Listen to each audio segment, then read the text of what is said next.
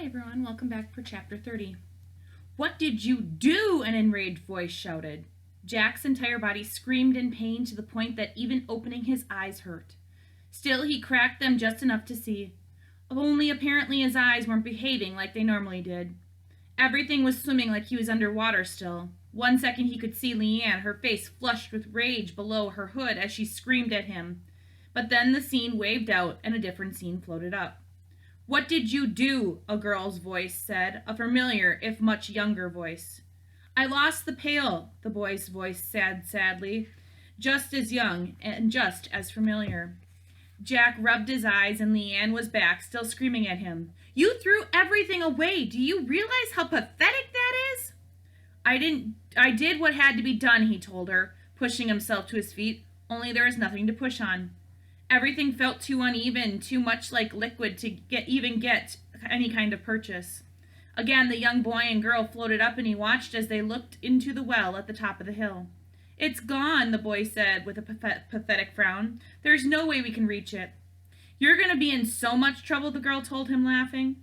The boy seemed to realize this, and an evil look came over his face. I'm going to tell them you lost it.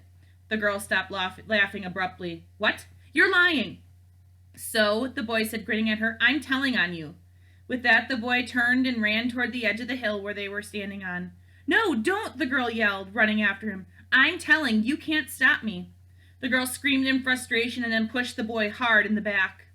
The boy yelped in surprise and then tumbled over the edge, right down the hill. Oh no, the girl yelled, looking around in every direction. She swallowed hard, took a deep breath, and dove after the boy. Stop that, Leanne screamed, and the scene of the boy and girl exploded in all directions, drifting away like smoke in a breeze. You don't get to see that, not anymore. Now that the other image had disappeared, Jack found himself sitting in some kind of walled city, empty buildings all around, and then he realized what that meant. This was the city in his dreams. How had he ended up here? And hadn't Leanne said that there were something that had been locked away? What did all of it mean? What was that? Who were they? Jack asked, shaking his head in confusion. You don't get to know that, Leanne spat, and then kicked him in the side. You lost that privilege when you threw away everything you could have been, like some idiot. Who are you to tell me anything? Jack growled at the girl. You don't belong here. Oh, really? She asked, and then picked him up and slammed him against the brick wall behind him. You don't get it, do you? You haven't learned a thing. The Charmed One didn't teach you, so I'm going to, if I have to kill you to do it. You're just mad because I beat you, Jack shouted, grinning wildly at her. If I hadn't held you back, you would have captured them. I won. No, Leanne shouted, slamming a fist into the wall hard enough to break it. You lost, but you're too stupid to see that. You sacrificed yourself for nothing. You've turned heroic. She said the word like it left a foul taste in her mouth. Don't you get it, Jack? What needs to happen for you to understand that you aren't the hero in this story? With that, Leanne dropped Jack on the ground hard, but for some reason her words stung more than the impact. Shut up, he yelled. You don't know what happened. I couldn't... You couldn't what? She demanded. I couldn't save her, Jack said, pushing to his feet and taking a step toward the girl, his anger pushing the pain away. I told May her grandmother was Snow White, but I was wrong, and look what happened. I freed the Wicked Queen, and it was my fault. And now I can't even save a whole city full of innocent creatures, let alone the one person in this entire world who doesn't treat me like scum because of my father. I failed, okay? I failed in every possible way. I couldn't beat you. I couldn't beat the Sea King. I couldn't do anything. There was no way. You were faster than me, smarter than me. Every single thing I tried, you saw coming. I couldn't run. I couldn't hide. I couldn't outwit you. Leanne laughed mockingly. Why would you ever think you could? Shut up, Jack said quietly. You have no idea what you're talking about. You think you're so talented now, Jack, she said. You think you are some kind of magical hero, someone who can move faster than people can see and knock arrows out of the air? Well, guess what, Jack? There are only about 100 eyes who can do exactly what you can do, only they can do it better, faster, and 1,000 other things besides. You don't have their experience or their training. All you have is your head. She shook her own head disgustedly. But even that you seem willing to throw away the first chance you get. Leanne gestured, and the window opened in a brick wall. On the other side, Jack's body was being dragged behind Mako toward the Sea King. You think you can defeat the Sea King with your sword, Jack? Leanne asked him. How'd that work for you the first time? Why do you think my queen hasn't ever attacked the Sea King? Because she's scared of him. He's too powerful down here. She can't defeat him. So she waits for her opportunity, Jack, because she's clever and wise and always ready to take advantage of weakness. And she saw weakness here, Jack. Weakness on your part. Weakness on the Sea King's.